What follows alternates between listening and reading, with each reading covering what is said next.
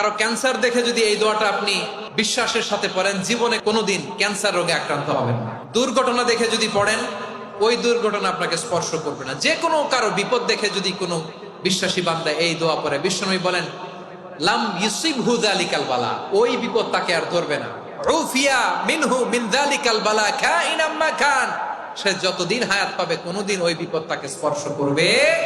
অনেক সময় আমরা দেখি হাসপাতালে ক্যান্সারের 3rd স্টেজে চলে গেছে, লোকটা হ্যাংলা হয়ে চিকন হয়ে হায়রে কি কষ্ট পায়, দেখি না?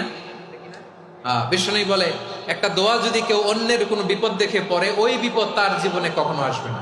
অনেক সময় হয় যে আমরা মহাসড়ক দিয়ে যখন চড়ি, দুর্ঘটনায়, আইরে আল্লাহ, দুর্ঘটনায় মানুষের মাথা একদিকে, দেহ আরেকদিকে, ব্লিডিং, এরকম হয় না? আল্লাহ তুমি হেফাজত করো। বিশ্বনবী বলেন এই দুর্ঘটনা দেখে কেউ যদি এই দোয়াটা পড়ে, তার জীবনে সে কোনোদিন এরকম অ্যাক্সিডেন্টের সম্মুখীন হবে না।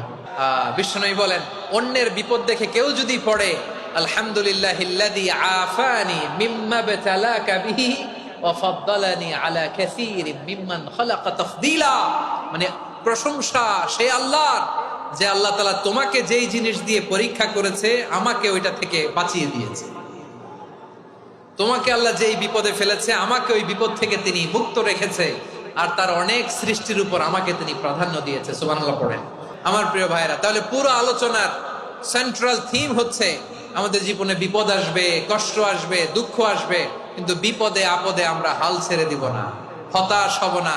মুমিন হতাশ হয় না, নিরাশ হয় না, হাল ছেড়ে দেয় না। মুমিন ভরসা রাখে একজনের উপর। আওয়াজ করে বলুন তিনি কে? বিপদে পড়লে আমাদেরকে উদ্ধার করে কে? আবার আমাদেরকে যদি কোনো নেয়ামত আল্লাহ দিতে চান, ওইটা কেড়ে নেওয়ার ক্ষমতা কারো আছে? তাহলে আমরা কানেক্টিভিটি বাড়াবো কার সাথে? আমাদের প্রার্থনার ফরিয়াদের হাত তুলবো কার কাছে? রাজি আছেন? পটুয়াখালীর ভাইয়েরা, মনে থাকবে কথাগুলো?